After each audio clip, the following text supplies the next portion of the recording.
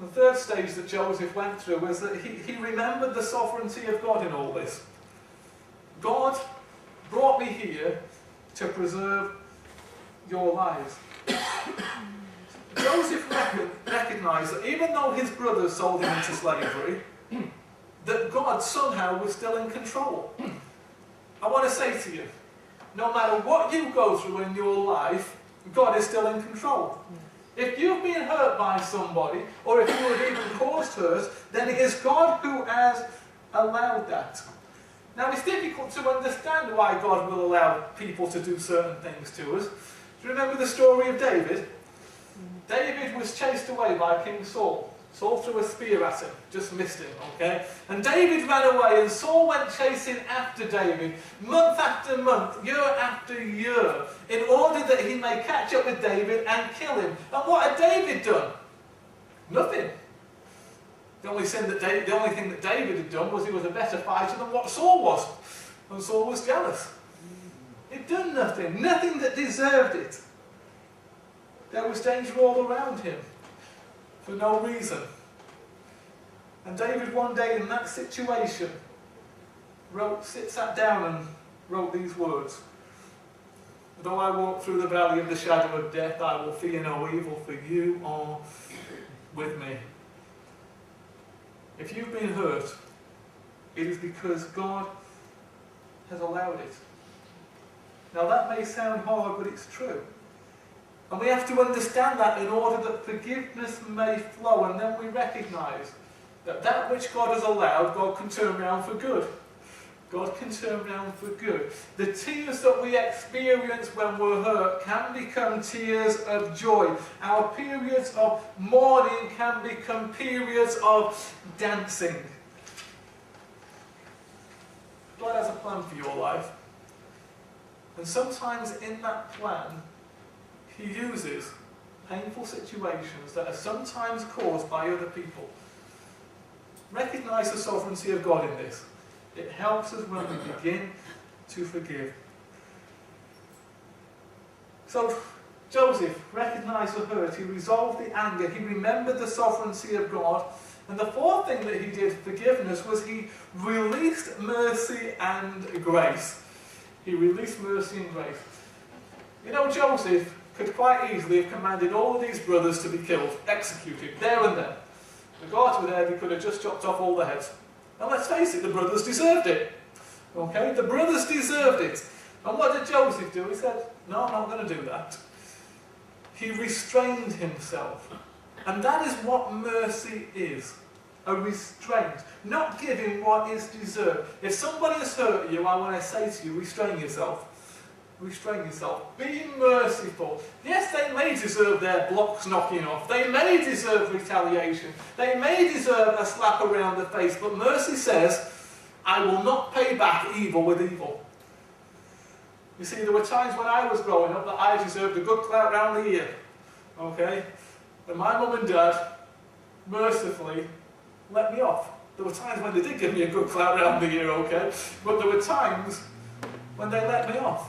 When they were merciful. We've been hurt, we have to show mercy. But Joseph did more than show mercy, he was gracious. What did he do? He said to his brothers, go home, bring Dad back down here, and I will give you the best part of Egypt to live in. Wow. He gave them what they did not deserve. He gave them great gifts and tremendous blessing. Beautiful land. What does Jesus say we should do to those who hurt us? You have heard the law that says, love your neighbour and hate your enemy. But I say, love your enemies. Pray for those who persecute you. In that way you will be acting as true children of your Father in heaven. Love your enemies. Pray for them. Bless them. We have to give. And friends, true forgiveness is only really employed when we restrain ourselves and we actually begin to bless those who have caused us tremendous pain, tremendous hurt. We have to recognise the hurt, resolve the anger, remember the sovereignty of God, release that mercy and grace, and finally we have to look for the restoration of relationships. Verse 14 of Genesis 45, Joseph goes and gives Benjamin a big hug, and then he kisses each of his brothers.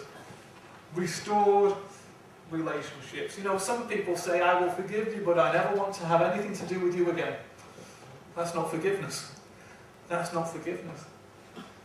Of course, we have to be wise in this, as we said earlier. If someone keeps hurting us, then sometimes we have to distance ourselves a little bit to stop ourselves being hurt, whether that's emotionally or physically or in other ways. But I do believe this, that true forgiveness always tries to find a way to bring some reconciliation to that relationship. And if you're not looking for reconciliation, then it's not true forgiveness. It's not true forgiveness. We cannot say, I'll forgive you, but I never want to see you again. There has to be some way of trying to bring some restoration of relationship to some level. And it's necessary to go through that process. Start with recognising the hurt and eventually move into that place where we can say, I want relationship again with this person. So I want to challenge you this morning to forgive just as you have been forgiven. Are there people in your life that you've not released forgiveness to? It's a challenging question.